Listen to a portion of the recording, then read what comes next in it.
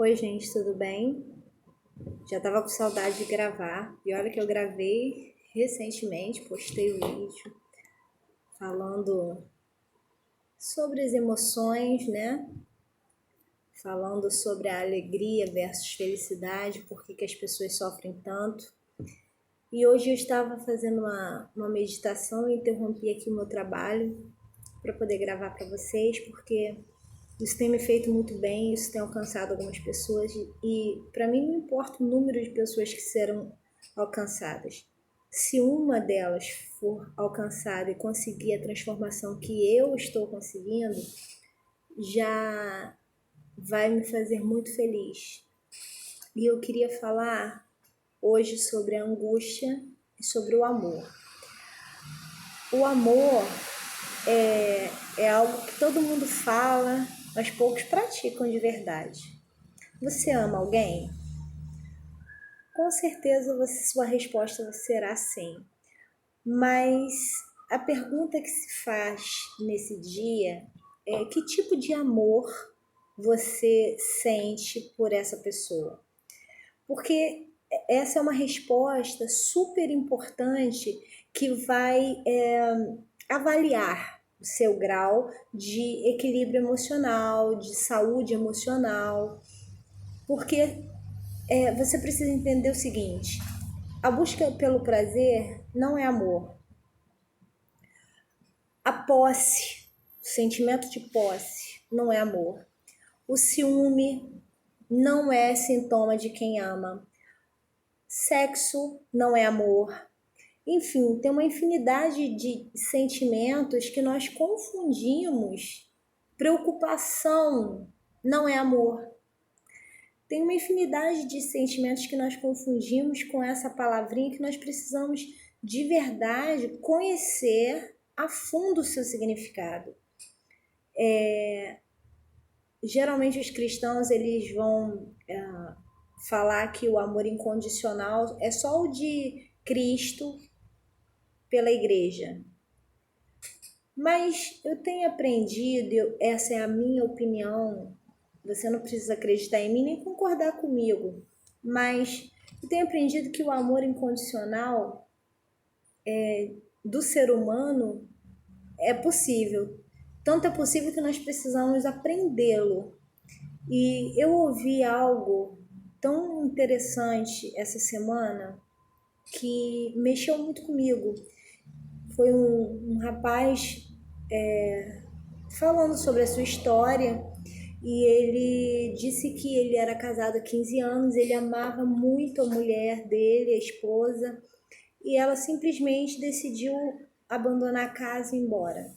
E ele disse que ele sofreu umas 3 semanas, assim, horrores, e ele queria que ela sentisse a dor que ele estava sentindo, ele sofreu desesperadamente, até que ele meditando, ele buscando olhar para si mesmo e buscar as lembranças de todos aqueles anos que eles passaram juntos, ele se lembrou que o amor, ele não aprisiona. O amor verdadeiro não aprisiona. O amor verdadeiro libera. E aí ele se liberou e liberou a sua esposa. Hoje eles são amigos e foi algo assim que tratou as emoções dele.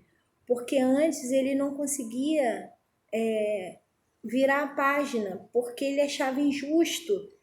É como se ele tivesse perdido 15 anos, quando na verdade ele teve experiências excepcionais durante aquela história de vida juntos. Então, como ele a ama, a amizade permaneceu e cada um conseguiu seguir a sua vida depois de um tempo.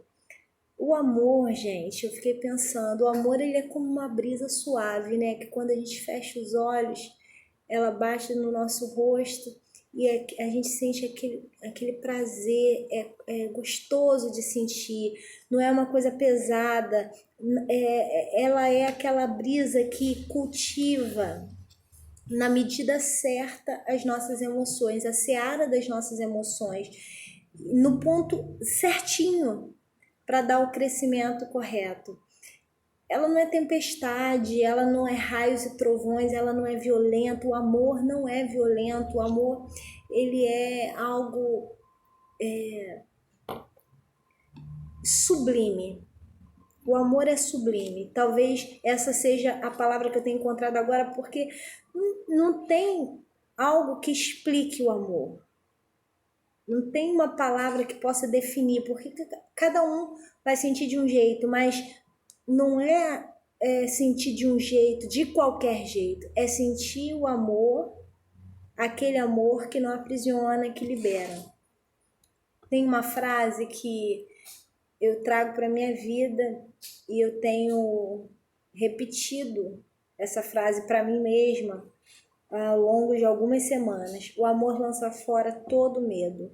Se tem medo de perder, seja o que for, uma pessoa, um amigo, um companheiro, uma esposa, um filho, se tem medo de perder, não é amor. Parece difícil de entender, né? Porque quem ama não tem a posse do outro. Então, nós não podemos sofrer com essa perda. Quando eu digo perda, gente, é a perda da pessoa ir embora, da pessoa se afastar, da pessoa buscar os seus próprios caminhos. Então, se tem medo dessa perda, não é amor, é sentimento de posse, de propriedade. E nós não podemos ter esse sentimento porque o amor ele não aprisiona, ele libera. Ele se felicita com a alegria do outro, com a escolha do outro. Ele vibra com a conquista do outro. E quando não há esse sentimento de vibrar, de se felicitar com a conquista, com a escolha do outro que a gente diz que ama, vem a frustração. A frustração do não contentamento de ter aquela pessoa ou algo no momento que a gente quer do nosso lado ou na nossa posse. E isso significa um sintoma, é uma sintomatologia de um ser doente emocionalmente. E eu tô falando isso por mim. Quantas vezes eu tive medo de perder, e eu tenho medo de perder ainda. E isso é um sintoma de um problema que precisa ser tratado, porque senão ele evolui. Porque qual é o risco disso? Porque quem não aprende a curar as suas emoções, quem não aprende a gerenciar, administrar, reconhecer qual é a emoção que está sentindo, adoece fisicamente, como aconteceu comigo. Tantas doenças crônicas que foram aparecendo do nada. Eu era uma pessoa extremamente saudável até 2016, eu já falei isso em alguns vídeos. E de 2016 para cá, foram tantas doenças que foram aparecendo e que hoje eu consigo reconhecer que tem o cunho emocional como principal fator desencadeador. E quando eu gravo esses vídeos, eu não gravo apenas para as pessoas que são pacientes e portadores de doenças crônicas. Não, eu gravo para pessoas, para que elas vejam, para pessoas saudáveis, para que elas vejam a importância de tratar as suas emoções, para não chegar ao ponto que nós chegamos. Então, quando nós adoecemos fisicamente, o primeiro sintoma quando nós adoecemos emocionalmente, um dos primeiros sintomas que aparece e que, no meu parecer, na minha opinião, é a angústia. É o primeiro sintoma que é o mais perigoso para mim. Por quê? Porque a angústia ele é um sintoma plausível, assim, que você precisa mudar urgente. Mudar radicalmente, porque ela começa assim, como se fosse uma tristeza. Hoje eu não acordei bem, sabe aquela frase, hoje eu não estou muito bem, mas aí amanhã eu já não estou bem de novo, e de novo, e de novo, e aí se fala muito em depressão, quando na verdade a pessoa está ali angustiada. A angústia ela vai gerar depressão, ela é um sintoma da depressão, mas nem todo depressivo, mas nem toda pessoa que tem angústia, ela vai ser depressiva, se você cuidar no tempo certo, imediatamente. Porque nós precisamos mudar urgente. Eu não tive essa visão antes e por conta disso eu desencadeei a depressão, eu desencadeei a síndrome do pânico, o transtorno de ansiedade. Mas você precisa mudar urgente, não é pelos outros, porque a gente tem aquela sensação, aí começa aquela sensação, eu tô sendo um fardo, tô sendo um incômodo, as pessoas não querem mais ficar perto de você, elas te acham uma pessoa insuportável, porque você só tem problemas. E isso afeta o seu físico, afeta o seu emocional, afeta as suas palavras, as suas atitudes, suas escolhas. Mas pensa o seguinte, você não vai mudar, você não precisa mudar urgente pelos outros, você precisa mudar por você. Porque a angústia, ela traz consigo, assim, o sentimento de frustração, do coitadismo, do vitimismo, da indignação, porque às vezes a gente não quer se sentir assim, mas a gente não sabe como sair disso. Por quê? Porque nós já estamos doentes. E ela começa a desenvolver uma série de transtornos, a angústia começa a desenvolver uma série de problemas que a gente já fica assim no desespero. Aí vem a síndrome do pânico, vem a fobia social, vem uma série de transtornos emocionais, perda de voz, ganho de peso sem motivo, a pessoa não muda a dieta dela é a mesma, mas ela continua ganhando peso ou perdendo peso, depende da pessoa. E uma série de transtornos mentais, gente, que pode evoluir assim em um nível que os profissionais da saúde, eu sou psicanalista e fui acometida por essas doenças porque ela afeta qualquer um. Porque ela não escolhe pessoas com ou sem diploma. Isso aí não faz diferença. O momento pelo qual nós estamos passando é que influencia a nossa evolução ou involução. E aí, esses problemas chegam ao momento que se tornam insuportáveis. E o pior disso tudo é que quando ele se torna insuportável, a gente ainda tenta alguns paliativos. Aí vai no psiquiatra, começa a tomar os remédios, aquelas drogas para poder amenizar, mas ele bota você para dormir, ele te acalma naquele momento, mas o problema é que a dor continua. A dor, ela permanece. Você tem um paliativo para você suportar mais um dia, mas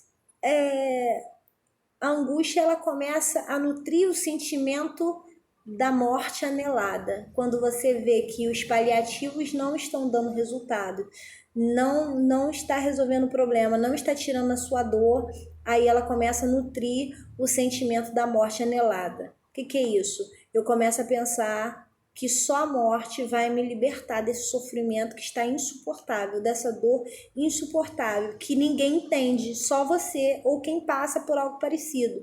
E ainda assim é difícil alguém que passe pela mesma dor compreender a dor do outro, porque a gente tem a sensação de que a nossa dor é maior do que a de qualquer um.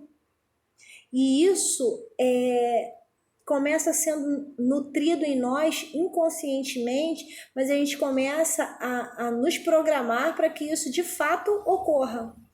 E aí que entra as tentativas de suicídio ou o suicídio de fato. Na realidade, gente, tem meios alternativos para que a gente possa conseguir se livrar desse sofrimento, sem nutrir esse sentimento da morte anelada. Na minha opinião, tá, gente? Pessoas podem pensar diferente ou encontrar métodos alternativos diferentes que vão dar o mesmo resultado, mas na minha opinião, o melhor método é extirpar a angústia. O problema é como fazer isso. O problema é que a gente não sabe. No momento da dor, do sofrimento, a gente quer, mas a gente não sabe. Então, eu quero dizer para você que é possível. Sim, é possível, pois ela nos traz um sentimento muito tóxico. A gente começa só a ter pensamento negativo, tudo fica ruim. A vida perde o brilho, a cor. Eu já falei isso em outro vídeo. E isso, de fato, pode nos levar à morte. Primeiro nos mata emocionalmente e depois pode nos levar sim à morte física, porque chega ao nível de desespero que as pessoas cometem loucuras. A angústia, gente, na minha opinião, é um câncer que precisa ser extirpado. Por quê? Porque ela cria metástase se ela não for tratada já no início. Se ela não for extirpada, e às vezes a gente acha que extirpou, mas ficou ali o resquício. Eu tô dando esse exemplo porque, por exemplo, eu tenho câncer de tireoide. Eu fiz a cirurgia, não sei se dá para ver, eu tenho 2 incisões aqui. Eu tirei toda a minha glândula tireoide. Só que quando eu fiz o exame, verificou-se que ficou tecido remanescente do câncer. E por isso eu ainda estou em tratamento, não fui liberada e talvez seja necessário nova cirurgia.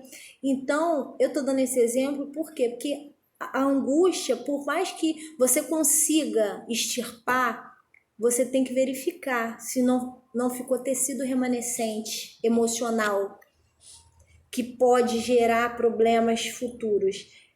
Ela cria metástases como o medo, como a depressão, como a insegurança, como a sensação de rejeição, o sentimento, né, de rejeição, o vitimismo.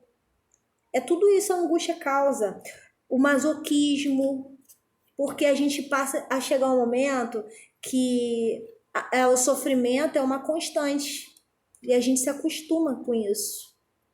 E aí as nossas atitudes nos levam a buscar coisas que nos fazem sofrer. Impressionante. A nos envolver em relacionamentos que nos levam a sofrer. Não tem aquelas mulheres que se relacionam com homens que são violentos, por mais que elas apanhem, sofram, são maltratadas, elas não conseguem se livrar desse relacionamento. Exatamente isso.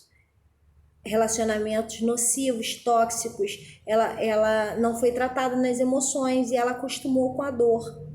Então ela se livra às vezes daquele relacionamento, mas ela busca depois um relacionamento que na maioria das vezes é bem parecido com aquele anterior. Então ela vive sendo vítima de violência, ela vive sendo vítima de maus tratos. É um câncer que precisa ser extirpado na sua totalidade, ser tratado desde o início. O câncer ele tem grau 1, 2, 3, 4. Então, avalie a sua angústia, qual nível ele está. A minha chegou ao nível 4. Chegou ao ponto do desespero, da tentativa de suicídio, mas hoje eu estou olhando com outros olhos. Por quê?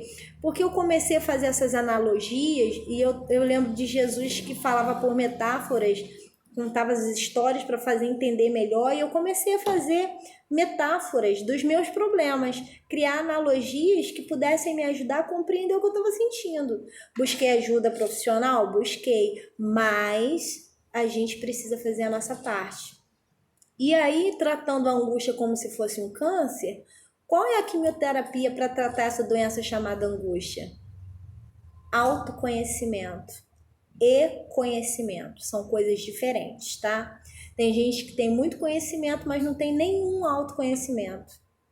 E tem um texto que fala assim: conhecereis a verdade e a verdade vos libertará. Nossa, como é verdade!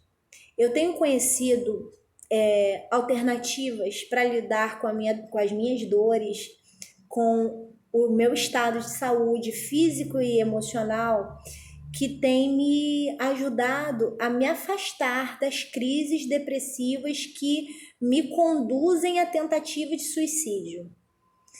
Por quê? Porque eu preciso conhecer. Quando eu gravei aquele vídeo Alegria versus Felicidade, nossa, aquele vídeo para mim foi incrível. Para mim funcionou aquela leitura, aquela busca, aquele conhecimento, foi incrível. Por quê? Porque eu parei de olhar para fora para olhar para mim e reconhecer as emoções que eu estava projetando. E realmente eu estava projetando somente as emoções negativas, porque todos nós somos uma dualidade. Nós temos o bem e o mal. Nós temos a alegria, nós temos a tristeza, nós temos a dor, nós temos o alívio, nós temos tudo em dualidade.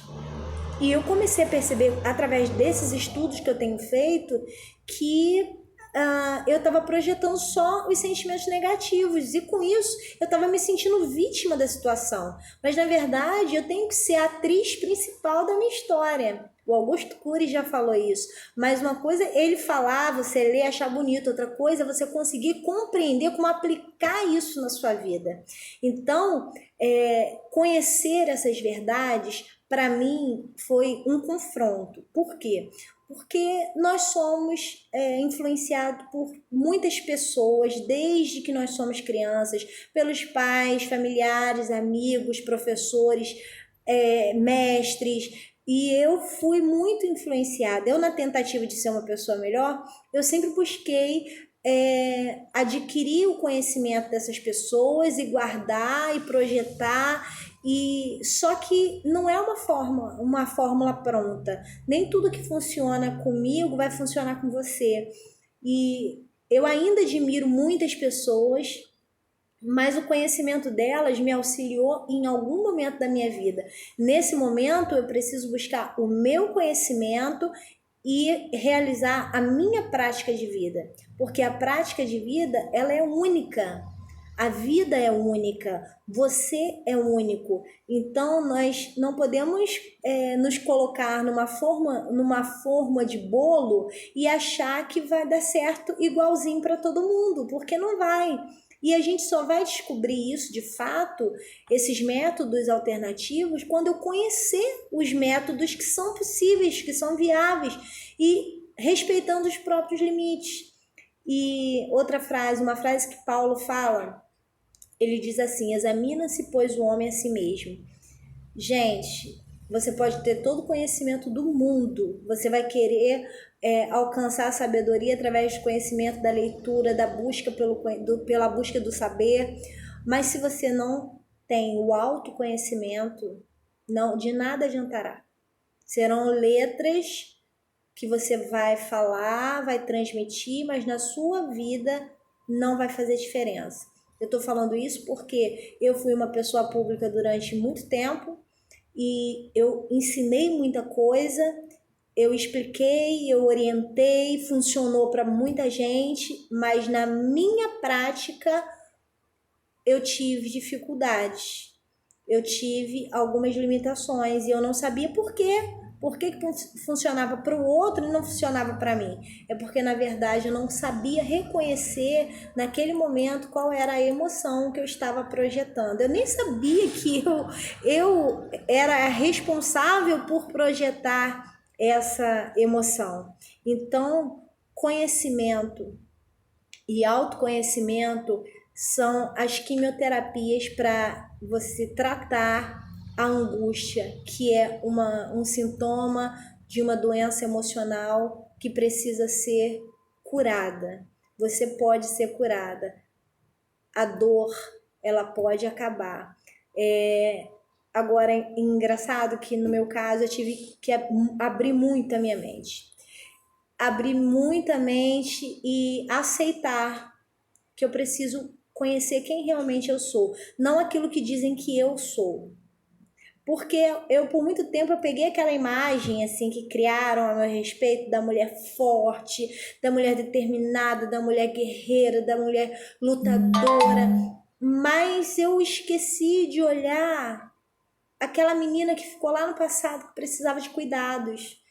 Eu precisei reconhecer que essa menina precisa de cuidados e que precisa ser tratada para que eu realmente possa ser essa mulher forte, lutadora, mas que essa figura não seja pesada, porque enquanto eu não reconheci isso, essa figura estava sendo muito pesada para mim. Era como se fosse um fardo. Então, a gente precisa se conectar com o nosso eu interior. A gente precisa sobrepor o nosso ego.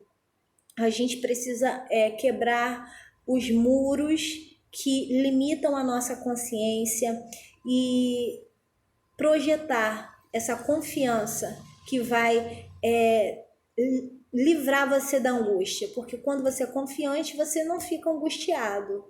Você pode ficar triste por alguma coisa, por alguma situação, mas aí você projeta a alegria, você projeta a confiança, você projeta tudo de bom que está dentro de você. E nunca se esqueça, eu quero encerrar o meu vídeo dizendo o seguinte: além de ser possível extirpar esse câncer chamado angústia, essa quimioterapia, que é o autoconhecimento e o conhecimento dos métodos alternativos de tratamento das suas doenças emocionais, esse é um tratamento contínuo que não pode ser negligenciado e nem interrompido nunca. Por quê? Porque elas são como um câncer de verdade. Se você trata, mas você negligencia a sua saúde, esse câncer ele volta e volta mais forte. Então, que nós possamos juntos fazer esse tratamento, sermos curados através desse conhecimento, dos métodos alternativos, para que nós não cheguemos ao patamar do nível 4 e sejamos alcançados pela morte. Eu quero desejar vida, alegria, felicidade, superação, confiança e tudo de melhor para minha e para tua vida. Um beijo de luz, fica com Deus, que Deus te abençoe.